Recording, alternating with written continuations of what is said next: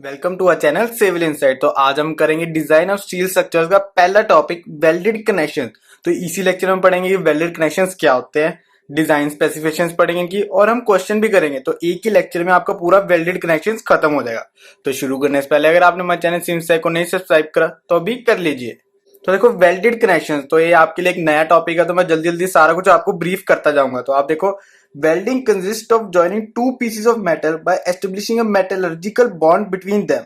तो वेल्डिंग होती है क्या? वेल्डिंग एक होती है जॉइनिंग दो पीस को करना, जॉइनिंग ऑफ टू पीसेस होता है of metal by establishing metallurgical bond between them.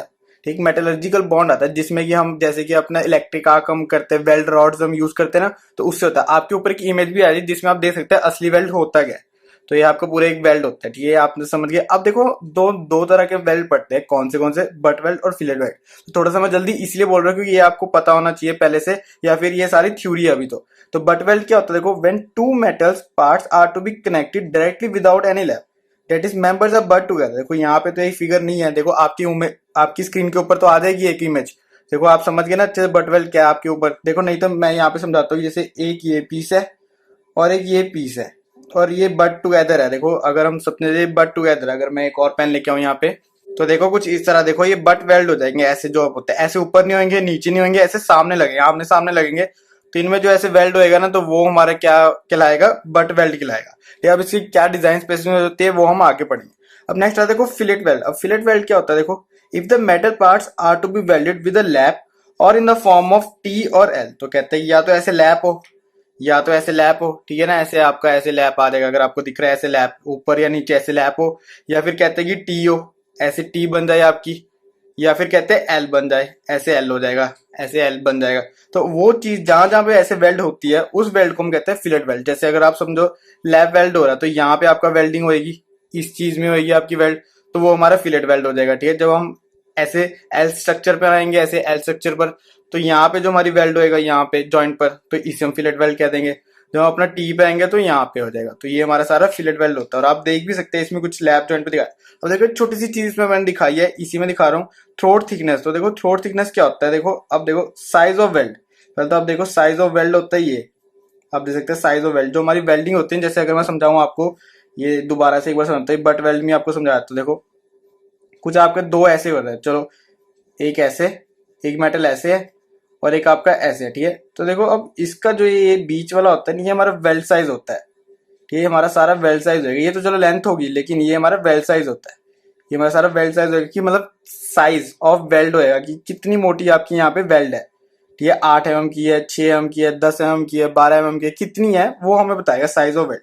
तो हम इसमें ये चल के चलते हैं कि हमारी साइज ऑफ वेल्ड कितनी है। देखो थिकनेस ऑफ लीस्ट मेंबर, मतलब कि थिकनेस ऑफ मेंबर। तो जैसे आप समझ सकते हैं कि इसकी थिकनेस, अगर मैं लेट करूँ कि इस मेंबर की थिकनेस हमारी कितना मोटा है, अगर मैं आपको ये स्केल दिखाता हूँ, देखो ये एक तरह का आपका मेटल है, आप इसको मेटल समझो, तो ये हमारा जो मोटापा ये इसका आता है ना, ये चीज जो आती है ये, तो इसको हम थिकनेस कह देते हैं। तो ये थिकनेस हमारी देखो यहाँ पे कितनी है, हम एक बार इसको कह देते हैं 10 mm, इसको मैं कहते 10 mm, और इसको वैसे दिख नहीं रहा इमेज में, वैसे मैं आपको समझा रहा हूँ, और इससे मैं कहता हूँ 12 mm। तो हमारी क्या हो जाएगी? 10 mm हो जाएगी। हम पूरा लेंगे, लीस्ट लेंगे। ठीक है, याद रखना, आपके आगे बहुत काम आएगा पूरे वेल्डेड कनेक्शन में, हमेशा आप लीस्ट लेना।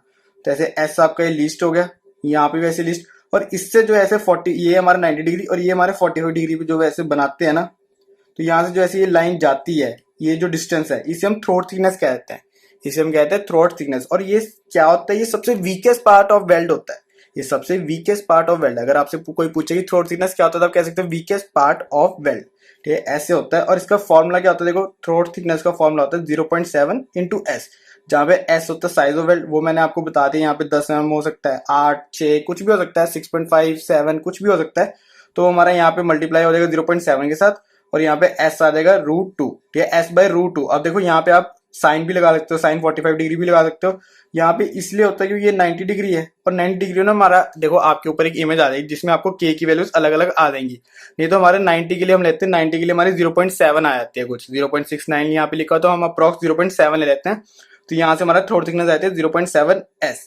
ठीक है, ये तो बहुत ही सिंपल था। अब हम देखते हैं इसकी सारे बट वेल्ड की पहले टाइप देखेंगे, फिर हम देखेंगे इसके क्या क्या डिजाइन स्पेसिफिकेशन होते हैं, फिर हम क्वेश्चन करेंगे। तो देखो टाइप्स ऑफ बट वेल्ड, देखो मैं थोड़ा सा जल्दी इसलिए बोलता हूँ कि कम टाइम में ज्यादा समझा पाऊँ आपको। अगर ये वीडियो 1 घंटे की 1.5 घंटे की बन जाएगी तो आप भी देखोगे नहीं, बाहर से आप कहोगे यार 1.5 घंटा कौन लगाए। तो इसलिए मैं थोड़ा थोड़ा जल्दी बोलता हूँ, आप आराम से दोबारा से रिपीट कर लेना जो भी आपका स्किप हो रहा है। देखो टाइप्स ऑफ बट वेल्ड, देखो बहुत तरह के टाइप्स होते हैं, लेकिन जो हमारे मोस्टली यूज, देखो पहले तो हमारा सिंगल स्क्वायर ग्रूव होता है। मैं बताना भूल गया, बट वेल्ड को हम ग्रूव भी कहते हैं, ग्रूव वेल्ड भी कहते हैं। तो देखो सिंगल स्क्वायर ग्रूव, तो सिंगल स्क्वायर ग्रूव आपको कुछ इस तरह होता है, आप देख सकते हैं यहाँ पे मैंने प्रिंट करा हुआ है इस पे ताकि अच्छे से इमेज बने। और उसके बाद सिंगल बेवल ग्रूव, तो देखो सिंगल बेवल ग्रूव क्या है आपका, यहाँ पे इस तरह का ऐसा स्लांट हुआ है, सिंगल है, ठीक है। अब आपका डबल आ गया, तो डबल आपका देखो इस तरफ से भी हो गया, तो आपका डबल बेवल ग्रूव आ गया, ठीक है। आप देख सकते हैं ना, अच्छे से सारा देखते रहना है, बहुत इंपॉर्टेंट है ये चीज भी, टाइप आपको बहुत इंपॉर्टेंट है। अब आता है देखो single V groove, single V, देखो वी आपका इस तरह बन रहा है, सिंगल वी बन रहा है, नीचे तो नहीं बन रहा ना, सिर्फ एक तरफ बन रहा है, तो single V. Double V groove देखो इस तरह बन रहा है, ऊपर भी देखो ऐसे वी बन गया, नीचे भी वी बन गया, ठीक है ऐसे। सिंगल जे ग्रूव, देखो यहाँ पे ऐसे जे बन गया, ये ऐसे जे, ठीक है, ऐसे ऐसे गोल बन गया, नहीं ऐसे जे बन गया आपका, तो सिंगल जे ग्रूव हो गया। डबल जे ग्रूव, तो डबल जे देखो एक ऐसे बन जाएगा, एक ऐसे उल्टा बन जाएगा, इन्वर्टेड बन जाएगा, तो डबल जे ग्रूव। ठीक है, बट वेल्ड भी बोल सकते, डबल जे बट वेल्ड भी बोल सकता हूँ मैं। तो सिंगल यू, तो ऐसे सिंगल यू आप दे सकते हैं कुछ इस तरह, सिंगल यू। डबल यू आपका कैसे बन जाएगा, एक ऐसे और एक ऐसे, ठीक है। ये तो आपको अच्छे समझ आ गया ना, टाइप्स ऑफ बट वेल्ड कुछ इस तरह होता है, एक्सेट्रा एक्सेट्रा हम बोल देते हैं, क्योंकि हमें मोस्टली इसमें ना वैसे तो सिंगल स्क्वायर चलता है, लेकिन इसमें कभी कभी क्या होता है, सिंगल वी और डबल वी का बहुत बड़ा रोल हो जाता है। वो कैसे होता है, अभी इसकी ये एक तरह की 3 पॉइंट्स ने इसकी बट वेल्ड की डिजाइन स्पेसिफिकेशन है, फिलेट की तो हम आगे देखेंगे, ये हमारी बट वेल्ड की है। तो देखो सबसे पहले हमारी डिजाइन स्पेसिफिकेशन क्या आती है बट वेल्ड के लिए, the size of the butt weld is specified by the effective throat thickness, which is the thickness of thinner part joined for complete penetration of butt weld। तो देखो जो हमारी fillet weld के लिए थी, उसकी तो आपकी थ्रोट थिकनेस का फॉर्मूला ये था 0.7s। ये तो हमारी फिलेट वेल्ड के लिए, याद रखना है हमारी फिलेट वेल्ड के लिए। जब हम बट वेल्ड की बात करते हैं तो उसमें क्या कहते हैं, जो साइज ऑफ बट वेल्ड आता है ना, वो हमारे इफेक्टिव थ्रोट थिकनेस ही हो जाता है। और हमारी जो इफेक्टिव थ्रोट थिकनेस है वो क्या होता है, वो हमारा थिकनेस ऑफ थिनर पार्ट होता है, थिकनेस ऑफ थिनर पार्ट। जैसे अगर मैं आपको समझाऊं, एक बार मैं आपको ना ये समझाता हूँ, देखो तो देखो ये आपको ना कुछ इस तरह से समझ आएगा। देखो आप देख सकते हैं कि ये इरेजर है एक हाथ में, एक हाथ में मेरा हाइलाइटर है, ठीक है। अब आप देखो हाइलाइटर की जो कैप है ना, इसकी थिकनेस मैं कह तो लेट 10 mm है, इसकी ये पूरी यहाँ से लेके यहाँ तक ये थिकनेस है ये, तो ये थिकनेस हमारी 10 mm है। और मैं रबर की कह रहा हूँ आपको यहाँ पे 8 mm है, ये रबर की मैं कह रहा हूँ 8 mm, क्योंकि आपको पता भी चल रहा है, देखो कैप हमारे यहाँ से थोड़ा सा बड़ा है, इतना सा आप देख सकते हैं, ये इतना बड़ा है ना हमारे यहाँ से, थिकनेस ज्यादा उसकी। तो अब क्या होगा, जो हमारी थ्रोट थिकनेस हो जाएगी, वो हमारी थ्रोट थिकनेस क्या हो जाएगी, 8 mm हो जाएगी, ठीक है। हमारी थ्रोट थिकनेस हमारी 8 mm हो जाएगी, जिससे कि आपका साइज ऑफ वेल्ड 8 mm आ जाएगा। मतलब कि आप यहाँ जब आप ऐसे वेल्ड करोगे तो आपका 8 mm का साइज होगा, ठीक है। ऐसे तो आपकी ये लेंथ चली आएगी, ऐसे तो ये इस तरफ को तो आपकी लेंथ चली आएगी। मैं आपको इस तरह का क्रॉस सेक्शन दिखा रहा हूँ, तो आपकी जो यहाँ पे साइज ऑफ वेल्ड होगा ना, यहाँ पे वो 8 mm का हो जाएगा, 8 mm का साइज ऑफ वेल्ड हो जाएगा, क्योंकि आप देखो यहाँ से यहाँ तक का आपका पूरा वेल्ड ये लग जाएगा, तो यहाँ से यहाँ तक का आपका 8 mm का साइज वेल्ड हो जाएगा, ठीक है। ऐसे हमारा वेल्ड ऑफ साइज हो जाएगा 8 mm। तो यहाँ से आपका 8 mm वेल्ड साइज होगा, यहाँ से तो आपकी लेंथ चलो जितनी जाएगी जाएगी, तो यहाँ से आपका 8 mm हो जाएगा। आप अच्छे से समझ पा रहे हो ना, ये देखो यहाँ से आप देख रहे हो ये छोटा है ये बड़ा है, तो छोटे वाले की ले रहे हैं, छोटे वाली मैं कह रहा हूँ लेट 8 है, तो हमारी 8 mm की हमारी साइज ऑफ वेल्ड लग जाएगी बट वेल्ड में, ठीक है। ये आपका याद रखना, बहुत इंपॉर्टेंट चीज है, सारे सारे इसमें सारे इंपॉर्टेंट है। वैसे सारी चीजें पता कहाँ लिखी हुई है, IS कोड आपकी 800, IS कोड 800, ये हमारा डिजाइन ऑफ स्टील स्ट्रक्चर्स के लिए, DSS के लिए, डिजाइन ऑफ स्टील स्ट्रक्चर के लिए। तो आप देख सकते हैं, मैंने बस ये है कि कोड बार बार ना खोलूं, तो इसी में डाल दिया मैंने सारा कुछ। अब आता है देखो in case of incomplete penetration, इसमें था कंप्लीट पेनिट्रेशन, अब आता है incomplete penetration. Effective throat thickness is equal to the 5/8 of the thickness of thinner material. तो वो ये कि अगर इसमें हमारी इनकम्प्लीट पेनिट्रेशन होते हैं, इनकम्प्लीट पेनिट्रेशन चलो मैं इसमें बताता हूँ, वैसे मैंने क्वेश्चन बनाया हुआ है इसमें कैसे। अगर देखो सिंगल वी ग्रूव है, सिंगल वी बट है, तो देखो आप देख सकते हैं इनकम्प्लीट पेनिट्रेशन है, यहाँ तक नहीं होगी हमारी, ये चीज नहीं होगी, यहाँ तक है, ठीक है। पूरी हमारी इनकम्प्लीट है, ठीक है ना। तो आप देख रहे हैं पूरी इनकम्प्लीट है ना, आप देख सकते हो, देखो यहाँ तक तो नहीं हो रहा ना हमारी इनकम्प्लीट, लेकिन जब आप डबल वी पे आते हो, देखो डबल वी पे आपकी पूरी कंप्लीट हो जाएगी, तो हमारी कंप्लीट पेनिट्रेशन है, या आपकी ऐसे कंप्लीट पेनिट्रेशन आ जाएगी। तो बस वही है कि ये हमारा सिंगल वी जो होता है वो हमारे इनकम्प्लीट पेनिट्रेशन शो करेगा, हमारा डबल वी हमारी कंप्लीट पेनिट्रेशन शो करेगा। तो जिससे कि आपका यहाँ पे जो इनकम्प्लीट पेनिट्रेशन हो जाएगा, तो उसकी इफेक्टिव थ्रोट थिकनेस हमारी T इज इक्वल टू क्या हो जाएगा, is equal to the 5/8 of the thickness of thinner material. तो थिकनेस ऑफ थिनर मटेरियल अगर मैं 8 एज्यूम कर रहा हूँ, तो आपकी यहाँ पे 5 mm हो जाएगी। वो भी हम आगे क्वेश्चन में देखेंगे, सारी चीजें आपको ना क्वेश्चन में मैं लगा के दिखाऊंगा। ये है कि इसमें एक एक चीज आपकी लगेगी क्वेश्चन में। उसके बाद आता है देखो इफेक्टिव एरिया। तो इफेक्टिव एरिया ये बट वेल्ड के लिए भी है और ये हमारा फिलेट वेल्ड के लिए भी है, ठीक है। ये दो केस तो हमारे बट वेल्ड के लिए थे, ये थर्ड वाला जो है ये हमारा दोनों के लिए चलेगा। इफेक्टिव एरिया, तो इफेक्टिव एरिया क्या आएगा, effective length into effective throat thickness. तो यहाँ पे तो हमारा देखो साइज ऑफ वेल्ड हो जाएगा एस हो जाएगा पूरा, जो यहाँ पे लगा है इफेक्टिव थ्रोट थिकनेस, क्योंकि इसकी डेफिनेशन ये कहती है। अगर आप फिलेट वेल्ड की बात करोगे तो आपको यहाँ पे 0.7 इंटू एस करना पड़ेगा। और इफेक्टिव लेंथ तो देखो दोनों में सेम ही होगी, जो भी आपकी एलडब्ल्यू इफेक्टिव लेंथ आती है। तो यहाँ से आपका इफेक्टिव एरिया आ जाएगा। ये दोनों हमारे बट वेल्ड के लिए भी होता है, फिलेट वेल्ड के लिए भी होता है। अब हम इसके बाद जो करेंगे वो स्पेशली हमारे फिलेट वेल्ड के लिए आते हैं, तो वो देख लेते हैं सारी चीजें। तो देखो अब मैंने यहाँ पे लिख दिया डिजाइन स्पेसिफिकेशंस, क्योंकि यहाँ से ज्यादा इंपॉर्टेंट चीज होती है कि बट वेल्ड के क्वेश्चन थोड़े से कम आते हैं, फिलेट वेल्ड पे ज्यादा आता है। और वैसे भी ये तो बेसिक है, इस पे एक क्वेश्चन ही आएगा ज्यादा से ज्यादा अगर आना हुआ, नहीं तो वैसे बहुत कम चांसेस इस पे आएगा कि आगे हमारे बहुत इंपॉर्टेंट टॉपिक्स आने वाले हैं। देखो सबसे पहले होता है देखो साइज ऑफ वेल्ड, हम साइज ऑफ वेल्ड एस से डिनोट करते हैं। तो देखो एस हमारा मोर देन 3 mm तो होना ही होना चाहिए, या तो 3 mm हो या फिर 3 mm से ज्यादा, ठीक है। ये आपकी सबसे पहली क्राइटेरिया है साइज ऑफ वेल्ड, ठीक है। ये आपको उसमें भी आएगा, बट वेल्ड में भी यही सेम क्राइटेरिया लगेगी, और फिलेट वेल्ड में भी मैं आपको बताता जाऊंगा जौन सी आपकी बट के साथ भी रिलेट होती जाएगी।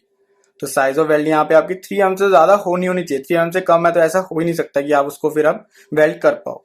उसके बाद देखो second, when a fillet weld is applied to a square edge of a part और section, when a fillet weld is applied to a square edge of a part or section, s should be 1.5 mm less than the edge thickness।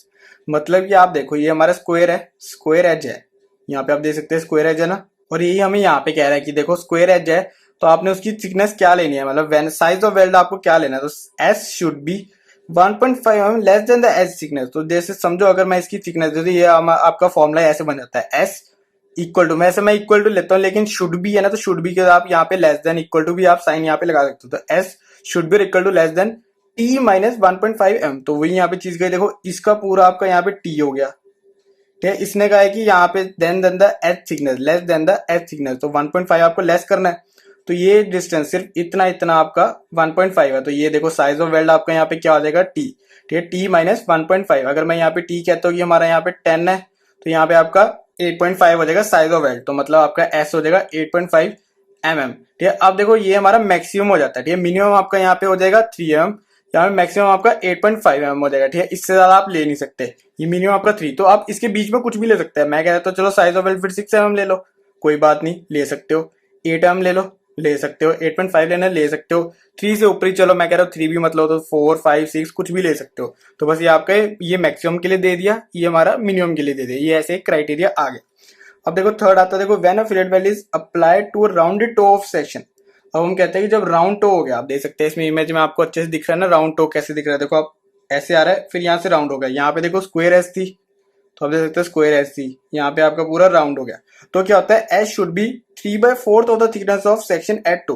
तो मतलब यहाँ पे हमारी maximum criteria क्या होना थी, S should be equal to 3/4 into T. तो S should be और लेस देन 3/4 इंटू टी, ठीक है। आप समझ रहे हो, देखो यहाँ पे मैंने वही चीज दोबारा से जैसे इसमें करा है वैसे इसमें करा है। पूरी टोटल थिकनेस आपकी टी थी, यहाँ पे आपने जो वेल्ड करा है वो हमारी कितनी होगी, 3/4 इंटू टी। तो थोड़ा सा इससे कम ही हो जाएगा, थोड़ा सा कम हो जाएगा, आप देख भी सकते हैं इससे थोड़ा सा आपका ये कम है। तो बस ये आपके दो क्राइटेरिया, और या फिर आप कह दो 3 क्राइटेरिया आपके ये हो गए हमारे वेल्ड साइज के, ठीक है। अब हम देखते हैं आगे और क्या क्या आएंगे। तो देखो अब आता है हमारा fourth point, the minimum size of the fillet weld should be as given below to avoid cracking in the absence of pre heating. तो अगर आपकी avoid cracking in the absence of pre, अगर आपकी प्री हीटिंग नहीं होती तो उसकी absence में आपकी क्रैकिंग ना हो वेल्ड की, तो आपको मिनिमम साइज क्या देना पड़ता है। देखो थिकनेस अगर आपकी लेस देन इक्वल टू 10 हुई तो आपको 3 mm तो देना ही देना है, ठीक है। तो आपको 3 mm तो देना ही देना है। अगर आपकी 10 से ज्यादा 20 से कम हो तो आपको 5 mm तो देना ही देना है, 5। अब देखो 20 से अगर आपकी ज्यादा हो और 32 से लेस हो तो 6 देना है। 32 से आपकी अगर कम ज्यादा हो और 50 से कम हो तो आपकी 8 देना है। तो 50 से ज्यादा हो तो आपको 10 देना है। तो ये तो आपको मिनिमम साइज देना ही देना है, ठीक है। तो आपको ये दिए हुए, इसका थोड़ा सा रोल पड़ता है अगर आपको बोल दिया हो कि यार एब्सेंस ऑफ प्री हीटिंग है तो आप कह सकते हो, लेकिन वैसे इसका कोई ज्यादा रोल आता नहीं, फिर भी मैंने यहाँ पे लगा दिया। तो देखो अब नेक्स्ट आता है, देखो इफेक्टिव थ्रोट थिकनेस। अब वो तो चलो मैंने आपको समझाई दिया, बस इसमें भी वही आ गया कि इफेक्टिव थ्रोट थिकनेस से आपकी मोर देन 3 mm तो होनी चाहिए, और आपकी यहाँ पे 0.7 into thickness of thinner part joint भी होनी चाहिए, ठीक है। तो यहाँ पे मोर देन होनी चाहिए, ये हमारी लेस देन होनी चाहिए, लेस देन या फिर इक्वल टू। तो ये मैंने लेस देन तो लगाना पड़ता है, वैसे हमारा इक्वल टू मैं लेके चलता हूँ, आप देखना आगे जब हम क्वेश्चन सॉल्व करेंगे। तो ये तो मैंने आपको बता ही दिया था इफेक्टिव थ्रोट थिकनेस। और आता है देखो इफेक्टिव लेंथ। अब effective length of a fillet weld हमारा LW क्या होता है, एक्चुअल लेंथ माइनस 2s। और ये हमारी जो इफेक्टिव लेंथ की जो होती है ना, वो हमारी मोर देन 4s तो आनी चाहिए। 4S। एस हमारे यहाँ पे साइज ऑफ वेल्ड होता है, साइज ऑफ वेल्ड अगर आप लगा लो यहाँ पे आपने 10 लिया तो 40 mm से ज्यादा तो आपकी इफेक्टिव लेंथ होनी चाहिए। ठीक है, 7th पॉइंट देखो, in lap connections the minimum length of weld should not be less than 40 और 40 mm। तो जो हमारे लैब कनेक्शंस आते हैं ना ऐसे ऊपर नीचे आते हैं, जैसे अगर मैं आपको दोबारा से कहूँ जैसे हमारे ऊपर नीचे आते हैं, तो उसमें तो वही है कि देखो या तो 40 mm से ज्यादा और 40 से ज्यादा। ठीक है, मतलब कि 40 हो या फिर 40 mm, इन दोनों से ज्यादा होनी चाहिए। अगर तो आपकी देखो 40 आती है, लेट अगर मैं यहाँ पे कर देता हूँ आपको 12 कर देता हूँ, तो अगर आपके यहाँ पे 12 हो तो यहाँ पे क्या आएगा 48 mm, यहाँ पे आपको 40 mm, तो मतलब कि अगर 48 mm से ज्यादा होनी चाहिए आपकी मिनिमम लेंथ ऑफ वेल्ड। तो minimum length of weld should not be less than 40 और 40 mm। ठीक है, आप समझ गए ना। तो बहुत ही इजी है, जब आप क्वेश्चन में करो ना, एक दो क्वेश्चन आप कर लोगे तो आपको सारे दिमाग में आ जाएंगे। तो 7 हो गए, अब हम आगे और देखते हैं। तो देखो बात हमारा 8, और ये सारे मैं फिर से आपको बता रहा हूँ कि ये हमारे IS 800 में सब दिए हुए हैं, आप दे सकते हैं। उसमें आपको मेरे ख्याल से 10 चैप्टर होता है उसमें शायद हमारा, जो कनेक्शन आता है, कनेक्शन में आपको मिल जाएगा वेल्ड्स वाला, तो उसमें आपको मिल जाएगा ये सारा। आपको ये सारी चीजें जो मैं आपको डिजाइन स्पेसिफिकेशन करवा रहा हूँ ना, सारी उसमें दी हुई है, वहां से मैंने यहाँ पे उठा के लिखी है। तो 8th आता है देखो, length of and returns should not be less then 2S। अब देखो एंड रिटर्न्स क्या होती है, एंड रिटर्न्स ऐसे होती है, आप देख सकते हैं ना कि यहाँ से आपकी ये तो आपकी लेंथ ऑफ वेल्ड है, मैं कहता हूँ ये आपने इतनी वेल्ड करी, लेकिन अब हम कहते हैं कि यार थोड़ी सी इस तरफ भी डाल देते ताकि आपकी और अच्छी स्ट्रेंथ हो जाए, और अच्छी स्ट्रेंथ हो जाए, तो हम कहते हैं इसको इस तरफ भी डाल देते थोड़ी सी। तो यहाँ पे हमारी जितनी भी वेल्ड डालोगे वो 2S से ज्यादा नहीं होनी चाहिए, सॉरी 2S से लेस नहीं होनी चाहिए, मतलब कि आपकी जैसे मैंने मोर देन बोल दिया, 2S से लेस नहीं होनी चाहिए। अगर मैं कह रहा हूँ साइज ऑफ वेल्ड आपका देखो 6 है, तो आपकी 12 mm की होनी चाहिए ये वाली जो आपने एंड रिटर्न दिया। तो ये हमारी एंड रिटर्न होती है, जो ग्रीन इस तरफ से आया ना, देखो एंड रिटर्न ही तो हुआ, ये देखो ये पूरा था एंड रिटर्न हमारी यहाँ पे कर दी। तो ये हमारी ये दोनों चीजें क्या है हमारी एंड रिटर्न्स। तो ये बहुत इंपॉर्टेंट चीज है। अब देखो इसमें क्या है, यहाँ पे नहीं मैंने लिखा क्योंकि मैं हमेशा एंड रिटर्न्स लेके चलता हूँ। वैसे अगर आपको कोई बुक्स वगैरह में या फिर आपके टीचर वगैरह नहीं लेते एंड रिटर्न्स, तो उसमें उसका क्राइटेरिया क्या होता है, अगर आप एंड रिटर्न्स नहीं लेते हो तो आपका ये जो लेंथ आनी चाहिए ना, जो आपकी लेंथ आनी चाहिए, वो जो इसकी ब्रेथ होती है ना, जो मिनिमम स्पेसिंग क्या रहता है, हम इसकी क्या कहते हैं स्पेसिंग, इसमें से और इसमें से वेल्ड की जो स्पेसिंग होती है, जो इसकी पेंडिकुलर स्पेसिंग यहाँ पे जो हो जाती है, इस वेल्ड में जो इसकी वही होगी ना, पूरी ब्रेथ ही होगी। तो इसकी अगर यहाँ पे 100 mm है तो आपकी मोर देन होनी चाहिए, मतलब कि L आपका लेस देन होना ही नहीं चाहिए, should not be less then 100 mm। तो यहाँ से आप समझ रहे हो ना कि हमारी L 100 mm से ज्यादा होनी चाहिए। तो मैं यहाँ पे लिख सकता हूँ ना, L should be greater than और इक्वल टू B, पर यहाँ से ज्यादा ही होनी चाहिए। ठीक है, L आपकी ये होनी चाहिए, या फिर आप ये बोल सकते हैं L should not be less then B। बस ये आपको मैंने ऐसे वर्बली बता दिया, वैसे ये होता है, ये भी डिजाइन स्पेसिफिकेशन होती है जिसमें आप एंड रिटर्न्स नहीं लेते। अगर आप एंड रिटर्न्स लेते हो तो नॉर्मल आपकी L जो आपकी था वो होगी 40 या फिर 40 mm, तो आपको ये चीज लेनी पड़ती है। अब आता है for intermediate fillet welds, 9th आ गया फॉर इंटरमीडिएट फिलेट वेल्ड। देखो इनकी डिजाइन स्पेसिफिकेशन का थोड़ा टाइम लगेगा, लेकिन क्वेश्चंस करवाने में बिल्कुल टाइम नहीं लगेगा, देखना आप। तो 9th आ गया फॉर इंटरमीडिएट फिलेट वेल्ड्स। तो इंटरमीडिएट फिलेट वेल्ड्स क्या होती है, देखो जैसे जो हमारी बड़ी वेल्ड होती है तो हम ना कॉन्टिन्यूस नहीं करते, हम थोड़ा सा ना बीच में गैप देके कर देते। जैसे अगर आप यही आप लगा लो, इसमें अब क्या होएगा, इसमें अब ये और बड़ा था, यहाँ पे ये और चीज बड़ी थी, ठीक है, और चीज बड़ी थी। तो यहाँ पे मैंने क्या करा, सारी पे लगाने से अच्छा मैंने यहाँ पे क्या ना ऐसे कॉन्टिन्यूस नहीं रखी, डिसकॉन्टिन्यू कर दी, और यहाँ पे मैंने दोबारा ऐसे कर दी, फिर यहाँ पे दोबारा ऐसे कर दी। तो इन वेल्ड्स को हम इंटरमीडिएट वेल्ड्स बोलते हैं। ठीक है, या तो आपके कोई पैटर्न में लगी हो या फिर ऐसे आप कुछ स्पेसिंग लेके हुए करते जाएं। ठीक है ना, जैसे आपकी थोड़ी सी इधर हुई, फिर स्पेसिंग आ गई, फिर थोड़ी सी कर दी, फिर जहां पे आपको जरूरत नहीं होती सारी करने की, तो वहां पे वो वाली वेल्ड्स को हम कहते हैं इंटरमीडिएट फिलेट वेल्ड्स। अब आता है देखो उसकी इफेक्टिव लेंथ क्या होनी चाहिए, इफेक्टिव लेंथ या तो वही 4S और 40 mm। इसमें 4T था, इसमें 4S आ गया। ठीक है, उसमें 4T था तो इसमें 4S आ गया, तो 4S और 40 mm ज्यादा होनी चाहिए इफेक्टिव लेंथ। ये क्लियर स्पेसिंग जो आपकी इसमें और इसमें जो स्पेसिंग होनी चाहिए, या तो देखो कंप्रेशन के लिए आपकी less than equal to 12T होनी चाहिए, मतलब अभी कुछ भी है आप इक्वल भी ले सकते हो या फिर उससे कम ले सकते हो, तो उससे ज्यादा नहीं ले सकते हो, 12T से ज्यादा नहीं ले सकते आपकी क्लियर स्पेसिंग कंप्रेशन में। टेंशन में आप 16T से ज्यादा नहीं ले सकते। टी यहाँ पे आपकी क्या आती है, थ्रोट थिकनेस आती है। ठीक है ना, टी से आप याद रखना थ्रोट थिकनेस है यहाँ पे। तो यहाँ पे और यहाँ पे क्या आता है, देखो यहाँ पे या फिर आप 200 mm से ज्यादा नहीं ले सकते। ठीक है ना, तो यहाँ पे आपकी क्लियर स्पेसिंग के आपके 3 क्राइटेरिया आगे, और यहाँ पे इफेक्टिव लेंथ का तो एक ही क्राइटेरिया सेम है, 4S और 40 mm। ठीक है, अब ये आगे, अब हम थोड़ा ना डिजाइन की तरफ जाते हैं कि डिजाइन स्ट्रेंथ्स वगैरह क्या होती है, हम वो सारी चीजें देखते हैं। तो देखो अब आगे 10th, ये तो बहुत ही ज्यादा इंपॉर्टेंट है, मतलब 10th 11th 12th बहुत ज्यादा इंपॉर्टेंट है, ठीक है। अब ये जो 10th है ना, ये हमारा बट वेल्ड के लिए भी आएगा, सेम बट वेल्ड के लिए भी ये इतना आएगा, ठीक है। यहाँ तक ये भी हमारा बट वेल्ड के लिए आएगा, ये भी हमारा बट वेल्ड के लिए आएगा, ठीक है। बस यहाँ पे जो स्ट्रेंथ ऑफ वेल्ड पर एमएम है ये हमारा बट वेल्ड के लिए आता है, ये हमारा फिलेट वेल्ड के लिए आता है। चलो पहले मैं ये सारा आपको अच्छे से समझाता हूँ, फिर क्वेश्चन में आपको और अच्छे से समझाएगा। बस ये लास्ट ही रह गया 10th 11th 12th, और बहुत ही ज्यादा इंपॉर्टेंट है, लास्ट में है लेकिन बहुत ज्यादा इंपॉर्टेंट है। देखो 10th आता है design share strength of a fillet weld.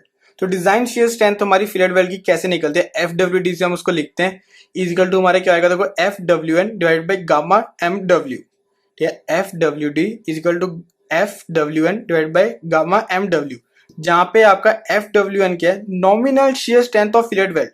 तो nominal shear strength of fillet weld होगी, जो कि आपको कभी गिवन ही नहीं होगी, कि आपको नॉमिनल शेयर स्ट्रेंथ कभी नहीं गिवन होगी, आपको हमेशा एफ यू दी होगी, जो कि आपकी एफ यू क्या होती है, F you is the ultimate strength of weld और द पेरेंट मटेरियल। तो F you is the ultimate strength of weld आपको हमेशा दी होगी। आपको क्या करना है, एफ यू डिवाइड बाई √3 करना है, वो आपकी एफ डब्ल्यू एन की वैल्यू आएगी। एफ डब्ल्यू एन फिर यहाँ के निकलेगा और आप यहाँ पे पुट वैल्यूज की करोगे, ठीक है। आप समझ रहे हो ना ये मेरी बात, कि आपको एफ डब्ल्यू एन निकालना होता है। कैसे निकालना होता है, F U by √3, F you आपको दिया होगा 410 500 कुछ भी दे सकते हैं, तो आपको एफ यू वैसे मोस्टली आपको 410 देता है, 410 डिवाइड बाई √3, √3 की वैल्यू आप क्या ले सकते हो, 1.73। तो मतलब कि 410 डिवाइड बाई 1.73 आप करोगे तो आपका एफ डब्ल्यू एन निकल जाएगा, एफ डब्ल्यू एन निकल गया, ठीक है। ये चीज तो होगी। अब इसका सिर्फ एक क्राइटेरिया की गामा एम डब्ल्यू, तो गामा एम डब्ल्यू यहाँ पे क्या होता है, पार्शियल सेफ्टी फैक्टर होता है। तो पार्शियल सेफ्टी फैक्टर ये भी आईएस कोड में दिया है, ये तकरीबन आपको टेबल नंबर 5 में कुछ मिल जाएगा, ठीक है। 5 या 6 में आपको कुछ होएगा, 5 और 6 इतना मुझे थोड़ा सा याद नहीं आ रहा, 5 और 6 में आपको मिल जाएगा पार्शियल सेफ्टी फैक्टर आईएस 800 में टेबल नंबर 5 या 6। तो यहाँ पे क्या होता है, देखो 1.25 फॉर शॉप वेल्डिंग, अगर आप शॉप पर हो, ठीक है, मतलब ये आप कोई आपकी वर्कशॉप में खड़े हो, तो वहां पे अगर आप वेल्डिंग करो तो आपकी 1.25 आ जाएगा पार्शियल सेफ्टी फैक्टर। और अगर आप साइट पे खड़े हो, मतलब कि जो आपकी वर्क साइट है, ठीक है, कुछ भी आप कह सकते हो, कंस्ट्रक्शन साइट पे जो आप खड़े हो, तो उसकी 1.5, आपको भी पता है साइट पे थोड़ी सी ज्यादा आने चाहिए, तो यहाँ पे 1.5 हमने ले लिया पार्शियल सेफ्टी फैक्टर, और शॉप में आपका 1.25। हम मोस्टली अगर आपको क्वेश्चन में कहा है कि साइट वेल्डिंग कर रहे हैं तो 1.5 लेना जरूरी है। अगर आपको कहा है कि शॉप वेल्डिंग कर रहे हैं तो आपको 1.25 लेना है। अगर आपको कुछ नहीं कहा तो मैं तो यही कहूंगा आप 1.25 लो, नहीं तो आपकी मर्जी, आप 1.25 लेना चाहते हो 1.5, कुछ भी गिवन नहीं होता आप कुछ भी ले सकते हो इसमें से। अगर आपको कुछ गिवन हुआ कि शॉप है साइट है तो आपको ये वैल्यूज लेनी पड़ेंगी, ठीक है। ये आपका पूरा आ गया, ये बहुत ज्यादा इंपॉर्टेंट है। इसके बाद के ये पार्ट हो पाते हैं। देखो इसके बाद क्या है, इसको हमने स्ट्रेस भी कहते हैं कभी, ये हमारा स्ट्रेस भी हो जाएगा, ठीक है। और ये स्ट्रेस हमारा यहाँ पे पुट होएगा। तो देखो 11th पॉइंट हमारा क्या था, स्ट्रेंथ ऑफ वेल्ड। तो यहाँ पे थोड़ा सा वीडियो कट हो गया था और मैंने देखा नहीं, तो यहाँ पे दोबारा से मैं आपको समझा रहा हूँ। तो देखो 11th आता है स्ट्रेंथ ऑफ वेल्ड। तो स्ट्रेंथ ऑफ वेल्ड हमारा क्या है, स्ट्रेस इंटू इफेक्टिव एरिया। तो आप इसको देखो स्ट्रेस इंटू इफेक्टिव एरिया, तो हमारे बट वेल्ड के लिए भी आप इसको लगा सकते हो इस फॉर्मूला को, ठीक है। बट वेल्ड के लिए होता है, फिलेट वेल्ड के लिए होता है, ठीक है। अब देखो इसमें क्या आएगा, स्ट्रेंथ ऑफ वेल्ड में जो हमारा स्ट्रेस है वो यही होएगा, design shear strength of a fillet weld, मतलब कि design shear strength of a weld बोलूंगा मैं, फिलेट वेल्ड भी नहीं बोलूंगा, मैं बोलूंगा design shear strength of a weld. तो इसको आप स्ट्रेस भी कर सकते हो, यहाँ पे आप ये भी लिख सकते हो design shear strength of a weld, ठीक है। तो आपकी मर्जी, आप कुछ भी लिख सकते हैं। Into effective area, into effective area. अब देखो इफेक्टिव एरिया में क्या फर्क पड़ता है, ये हमारा देखो बट वेल्ड के लिए हो जाता है और ये हमारा फिलेट वेल्ड। बट वेल्ड के लिए कैसे, देखो इफेक्टिव एरिया आपको पता है throat thickness into effective length. तो देखो थ्रॉट थिकनेस आपकी बट वेल्ड में देखो क्या होती है, आपको पता है साइज ऑफ वेल्ड होता है इक्वल टू, ठीक है। तो आपके यहाँ पे टी आ जाएगा जो कि आपको साइज ऑफ वेल्ड की इक्वल आएगा, ठीक है। तो टी इंटू एल डब्ल्यू। अब जब हम आते हैं फिलेट वेल्ड में, तो आपको मैंने शुरू में फॉर्मुला करवा दिया था कि वो थ्रोट थिकनेस का फॉर्मुला आता है 0.7s, तो वही यहाँ पे आपका थ्रोट थिकनेस का फॉर्मुला डला है 0.7s into L W into stress, stress जो कि आपका यहाँ पे F W N divide by gamma M W, और एफ डब्ल्यू एन में यहाँ पे क्या आएगा आपका एफ यू डिवाइड बाई √3, ठीक है। तो आपको यहाँ पे आप ये वैल्यू डालोगे, फिर ये डालोगे, आपका एफ डब्ल्यू डी निकलेगा, एफ डब्ल्यू डी आप यहाँ पे डालोगे, इंटू इफेक्टिव एरिया डालोगे, जिससे आपको स्ट्रेंथ ऑफ वेल्ड निकला। ये मोस्टली आपको बट वेल्ड में आता ही आता है कि यार calculate the strength of weld. तो बट वेल्ड के लिए तो बस यहाँ तक खत्म हो गया डिजाइन स्पेसिफिकेशन, ठीक है कि स्ट्रेंथ ऑफ वेल्ड यहाँ तक ही आपका आता है बट वेल्ड के लिए, कि आप निकाल दो या स्ट्रेंथ ऑफ वेल्ड निकाल दो। और ये क्वेश्चन हम आज भी करेंगे। नेक्स्ट पॉइंट जो आता है ना, लेंथ ऑफ वेल्ड रिक्वायर्ड, ये हमारा किसके लिए आता है, फिलेट वेल्ड के लिए आता है। तो वो हमसे पूछते हैं कि यार लेंथ निकाल दो, तो इफेक्टिव लेंथ निकाल दो आप। तो क्या आता है, देखो length of weld required equal to design load divide by strength of weld, जो यहीं से निकला है पर एमएम हो जाता है, पर यूनिट लेंथ बोल देते हैं हम इसे, या फिर पर एमएम बोल दो, या फिर यूनिट लेंथ। तो ये आपकी मर्जी है, आप जो भी इसको बोलना चाहते हो। लेंथ ऑफ वेल्ड रिक्वायर्ड क्या होगा, डिजाइन लोड। डिजाइन लोड आपको दिया होगा हमेशा क्वेश्चन में कि आपको पी कितना दे रहा है, फिर इंटू 1.5 करना सेफ्टी ऑफ फैक्टर के साथ, इंटू पी कर देना, तो आपका डिजाइन लोड आ जाएगा। तो स्ट्रेंथ ऑफ वेल्ड आप यहाँ से निकाल दोगे, पर लेकिन वो आपकी क्या हो जाएगा, strength of weld divided by आपका यूनिट लेंथ हो जाएगा, डिवाइडेड बाय एमएम हो जाएगा। तो यूनिट लेंथ आपकी यहाँ पे क्या आएगा, जो आपके इफेक्टिव एरिया में लेंथ है, जो आपकी इफेक्टिव एरिया में लेंथ है ना, ये आपकी डिवाइड हो जाएगी, तभी तो आपका यहाँ पे इफेक्टिव, तभी तो लेंथ ऑफ वेल रिक्वायर्ड निकलेगा। अगर आपका ये यहाँ पे पड़ा है तो आपका लेंथ कैसे निकलेगी, तो बस ये होता है। इसलिए हम strength of well divide by unit length, तो स्ट्रेंथ ऑफ वेल पर एमएम हम यहाँ पे ले लेते हैं। तो एल डब्ल्यू से एल डब्ल्यू ये ऐसे कैंसिल हो जाते हैं, तो यहाँ पे हम ये लेते नहीं, तो यहाँ से आपका लेंथ ऑफ वेल रिक्वायर्ड आराम से निकल जाता है। और इसी से आपके पूरी यहाँ पे सारी डिजाइन स्पेसिफिकेशन खत्म हो जाती है। देखो अब इसके बाद हम क्वेश्चन शुरू करते हैं डिजाइन के, ताकि आपको और अच्छे से सारा कुछ अंडरस्टैंड हो। ठीक है, अब हम इसके क्वेश्चन देखते हैं। तो देखो अब आ गया हमारा question, determine the size and effective length of the side fillets to connect the plates with cross section of 115 10 mm and 100 into 10 mm which are subjected to a tension of 125 kilonewton at working load given। हमें ultimate shear strength कितनी दे दी, 410 mega pascal MPa। तो अब देखो इसमें मैं आपको पहले तो इमेज से समझाता हूँ। देखो अब मैं कहता हूँ कि इसकी लेंथ तो आपको कुछ नहीं होती, लेंथ तो हम हमेशा ऐसे करते हैं कि आपको क्या करना है, ऐसे ऐसे, और इसको आप या तो खुला छोड़ दो या फिर आप इसको कुछ इस तरह दिखा दो, कुछ ऐसे दिखाते हैं, कुछ इस तरह कुछ करके दिखाते हैं, तो वो आपकी मर्जी है। इसकी लेंथ कभी नहीं देते हमारे, या तो ब्रेथ देंगे और थिकनेस देंगे। देखो अब इसकी ब्रेथ हमें देखो यहाँ पे कितनी दे दी, हमारी 150 mm वाली है। ठीक है, अब इसके बाद आता है हमारा 100 की, 100 की हमारी इसी बीच में डली, बस आपको इससे पता चल जाएगा। तो यहाँ से हमारी 100 की डली, इसकी आपकी क्या हो जाएगी यहाँ पे 100 mm ब्रेथ। ठीक है, अब देखो इसकी थिकनेस क्या है, यहाँ पे अगर मैं बोलूँ T2 हमारी यहाँ पे क्या है 10 mm, T1 यहाँ पे क्या है 10 mm। मतलब आपकी इन दोनों की थिकनेस जो हमारी T1 इक्वल टू 10 और T2 इक्वल टू 10, मतलब कि आपकी T1 T2 इक्वल है। अगर यहाँ पे अलग होती तो आपको छोटी वाली लेनी होती थी, लेकिन यहाँ पे इक्वल है। तो अब देखो क्या आएगा, सबसे पहले तो आपको लोड दिया हुआ है, वर्किंग लोड आपका P इक्वल टू क्या है 125 किलोन्यूटन। तो मैंने कहा था इसको डिजाइन लोड में करना है, तो डिजाइन लोड में आपको क्या है 1.5 इंटू 125। तो आपका फैक्टर ऑफ सेफ्टी तो आपको पता ही है, तो 1.5 इंटू 125 आप कर दिया, तो PW यहाँ पे इसलिए लगाया मैंने कि डिजाइन लोड हो गया 187.5 किलो न्यूटन। ठीक है, ये आप तक आप ये रख दो। ठीक है, अब इसको अब आपका आता है कि डिजाइन शियर स्ट्रेंथ। तो डिजाइन शियर स्ट्रेंथ ये वाला फॉर्मूला हम डालेंगे। तो डिजाइन शियर स्ट्रेंथ आपका FWD क्या आएगा, FWN divide by gamma MW, जहाँ पे आपका ये क्या था नॉमिनल शियर स्ट्रेंथ था। तो यहाँ पे FU/√3 आना था, ये भी आपको पता है, ये सारा कुछ आपको पता है, अभी तो सब कुछ किया है, तो इसलिए मैं बार बार नहीं यहाँ पे दिखाऊंगा आपको। Divide by 1.25। देखो मैंने आपको कहा था कि अगर हमें यहाँ पे कुछ भी नहीं दिया होगा कि आप शॉप में कर रहे हो, साइट पे कर रहे हो, तो मैंने कहा था कि आप हमेशा ज्यूम करना कि आप 1.25 लेना कि आप शॉप वेल्डिंग कर रहे हो। तो यहाँ पे हमने 1.25 लिया, तो 410 डिवाइड बाई √3 यहाँ पे 1.73 वैल्यू होती है, डिवाइड बाई 1.25। तो यहाँ से आपका FWD यहाँ पे आ गया 189.4 MPa। तो FWD भी आ गया, PW। चलो ठीक है, इसको अब एक बार साइड में रखते हैं। अब हम आते हैं थिकनेस में, ठीक है, साइज ऑफ वेल्ड वगैरह में हम देखते हैं। देखो थिकनेस ऑफ प्लेट आपकी यहाँ पे क्या आई है 10 mm। अगर आपकी मैंने वही बताया था कि अगर आपकी यहाँ पे 12 होती, यहाँ पे 10 होती, तो आपकी 10 ही रहती है। अगर यहाँ पे 10 होती, यहाँ पे 8 होती, तो आपकी यहाँ पे क्या आती 8 mm हो जाती। थिकनेस ऑफ थिनर प्लेट लेना होता है हमेशा। थिकनेस ऑफ प्लेट आपकी T इक्वल टू 10 mm आ गई। अब आपको पता है मिनिमम साइज ऑफ वेल्ड मैंने आपको बताया 3 mm आ गई। तो आप देख सकते हैं कि स्क्वायर एजेस है, ठीक है ना, अभी स्क्वायर एजेस है, तो आपको पता है कि क्या आएगा मैक्सिमम साइज ऑफ वेल्ड क्या हो जाएगा T-1.5। T-1.5 यहाँ पे आपकी थिकनेस क्या है 10 - 1.5, तो 8.5 mm। तो देखो मैंने कहा था कि ये मैक्सिमम है और ये आपकी मिनिमम है, इसके बीच में भी आप ले सकते हैं, 8.5 भी ले सकते हैं। 3 मैं कहता हूँ थोड़ा सा अवॉइड ही करो, क्योंकि कोई कोई टीचर कहता है गलत है यार 3 से ज्यादा तो लो। तो यहाँ पे आप कर सकते हो 6 mm, तो मैंने यहाँ पे 6 mm ले ली। तो ज्यूम S साइज ऑफ वेल्ड आपका 6 mm आ गया, मतलब 6 mm मोटा आपकी यहाँ पे वेल्डिंग का साइज होगा। तो ज्यूम S 6 mm। तो अब देखते हैं आगे क्या होगा। तो देखो अब आपको निकालनी है लेंथ, तो लेंथ निकालने से पहले आपको पता है स्ट्रेंथ निकालनी पड़ेगी। देखो स्ट्रेंथ ऑफ वेल्ड यहाँ पे क्या आएगा, स्ट्रेस इंटू इफेक्टिव एरिया। तो स्ट्रेस तो हम निकाल चुके हैं, डिजाइन शियर स्ट्रेंथ जो आपकी निकली थी FWD इंटू 0.7 इंटू S। मैंने आपको कहा था ना इफेक्टिव एरिया फिलेट वेल्ड में आपको 0.7 इंटू S होता है, इंटू में L, जो आपको L निकालना अभी निकालना। तो अब देखना इसको हम कैसे निगलेक्ट करते हैं।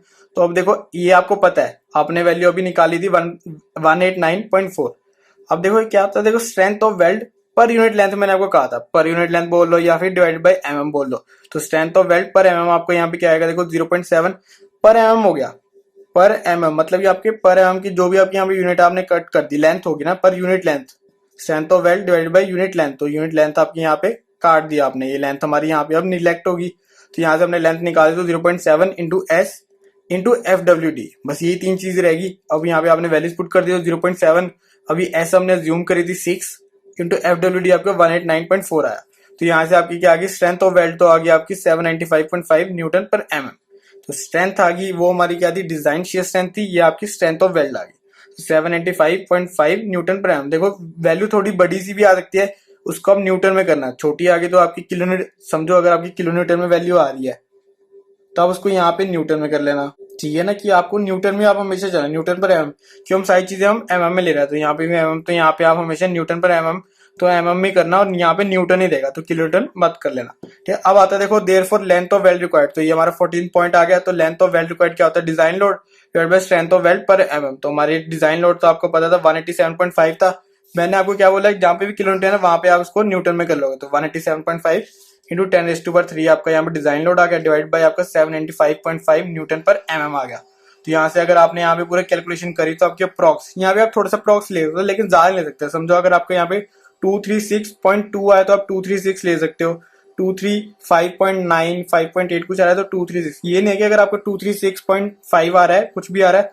तो आपने सीधा ही इसको आपको 240 कर दिया, इतना नहीं आप अप्रॉक्स कर सकते, छोटा मोटा आप कर सकते हो। तो L इज 236 mm। तो देयरफॉर अब देखो ये तो आपकी नॉर्मल लेंथ निकली, अभी तो आपकी लेंथ ऑफ वेल्ड रिक्वायर्ड निकले, लेकिन effective length of weld on each side, effective length on weld each side ही निकालनी है ना हमने, हमें तो अभी टोटल लेंथ निकली, अभी तो आपको ईच साइड होगी ना, एक इस साइड लगेगी आपकी, एक आपकी इस साइड लगेगी। ठीक है ना, एक आपकी इस साइड लगेगी, एक आपकी इस साइड लगेगी, तो आपको डिवाइड बाय 2 कर देना है इसको, बस और कुछ नहीं करना, डिवाइड बाय 2। देखो effective length of weld on each side, तो 236 तो हमारा टोटल है, लेकिन डिवाइड बाय 2 करेंगे क्योंकि हमने ईच साइड पे करना, दोनों साइड पे करना है। तो यहाँ पे आ गया 118 mm, तो 118 mm आ गया, जो कि आपका देखो लेस देन 100 mm आपको, मतलब should be not less than B होना चाहिए था ना, should be not less than B. तो बी आपका देखो यहाँ पे क्या है, अगर मैं सिर्फ साइड फिलेट्स की बात कर रहा हूँ, सिर्फ साइड फिलेट्स की बात अभी हम कर रहे हैं कि यहाँ पे हमने एंड रिजल्ट नहीं दिया, ठीक है ना, एंड रिटर्न अभी हमने नहीं दिया, यहाँ पे हमारा सिर्फ साइड है, ये चीज अभी है नहीं। तो मैंने बोला था आपको L should not be less than B, तो लेंथ ऑफ वेल्ड हमारी यहाँ पे 118 आई है, और हमारे यहाँ पे should not be less then 100, ये हमारी यहाँ पे स्पेसिंग कितनी है दोनों वेल्ड्स के बीच में, 100 mm, तो यहाँ पे आपकी 100 mm, तो मतलब ये ओके है। ठीक है, आपने डिजाइन सही करा, ठीक है, लेकिन अब देखो 10 L इफेक्टिव, तो आपका देखो इफेक्टिव लेंथ आपकी क्या आ जाएगी 118 mm, यहाँ तक तो हो गया, लेकिन अब मैं कहता हूँ यार आप एंड रिटर्न्स भी दो, मैं कह रहा हूँ कि आपको एंड रिटर्न्स भी चाहिए। ठीक है ना, एंड रिटर्न मैं मोस्टली इसमें करता हूँ क्वेश्चन की, यार मैं लेके चलता हूँ कि एंड रिटर्न्स होंगे, तो मैं एंड रिटर्न्स अगर करूँ, अगर आपने नहीं करना तो आपका यहाँ पे क्वेश्चन खत्म हो गया। अगर आपका एंड रिटर्न्स चाहिए आपको, तो यहाँ पे आपको एक्चुअल लेंथ निकालनी पड़ती है, तो एक्चुअल लेंथ क्या निकलती है वो हम आगे देखते हैं। तो देखो एक्चुअल लेंथ ऑफ वेल्ड यहाँ पे क्या आएगी 2s plus L plus 2s। क्यों, देखो लेंथ तो आपने ना यहाँ पे नॉर्मल ले ली है वाली, ठीक है, यहाँ पे तो आपकी एक बारी काउंट होगी, ये तो आपकी एक बारी काउंट होगी, कोई भी आप यहाँ पे ले लो, क्योंकि एक्चुअल लेंथ निकालनी है आपने, यहाँ पे आपकी एक बारी काउंट होगी, तो आपने एल ये ले लिया, तो 2s इस तरह का और 2s इस तरफ का।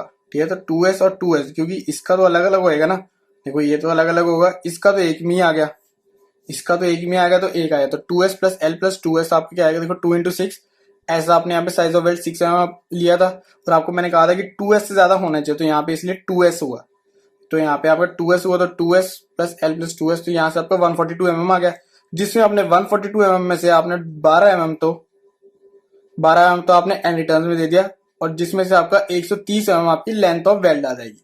समझ रहे हो ना मेरी बात, कि जिसमें से आपने 12 mm, तो देखो 142 आपकी एक्चुअल लेंथ आ गई पूरी वेल्ड की, ये पूरे वेल्ड की आपकी 142 mm आ गई। ठीक है, ये पूरे दोनों साइड की आपकी 142 आपकी आ गई। हम कह रहे हैं कि इसमें से अब आपने 12 mm की तो आपने एंड रिटर्न दे दी, बाकी जो बची आपने यहाँ पे डाल दी, तो बाकी जो आपकी बचेगी 130 mm यहाँ पे बची। मैं तो कह रहा था 2s ही लो, हमेशा 2s ही लेना, तो 2s यहाँ पे 12 mm आ गई, तो यहाँ पे मैंने कर दिया 130 mm। तो यहाँ पे आपकी साइड इफेक्ट्स आ गई विद एंड रिटर्न्स, तो यहाँ से आपका ये वाला क्वेश्चन पूरा सॉल्व हो जाता है। अगर आपके यहाँ पे एंड रिटर्न्स नहीं आते तो आप ये चीजें नहीं बनाते, तो यहाँ पे आप सीधा 118 mm कर देते, लेकिन अब आपने यहाँ पे क्या कर दिया, एंड रिटर्न्स डाल दी, तो आपका कुछ इस तरह बन गई, और ये फिगर आपको बनानी जरूरी है। तो अब ये तो हमारा फिलेट वेल्ड का क्वेश्चन हो गया। अब हम देखते हैं अपना बट वेल्ड का क्वेश्चन। तो देखो अब आ गया हमारा क्वेश्चन बट वेल्ड का, और बट वेल्ड का आपके क्वेश्चन में सिर्फ 5 मिनट लगेंगे और कुछ भी नहीं लगेगा इसमें, बहुत ही इजी होता है इसका। देखो कैसे, determine strength of a butt weld use for the connection. कौन से कनेक्शन हम करेंगे, एक डबल वी बट वेल्ड करेंगे और एक सिंगल वी बट वेल्ड करेंगे।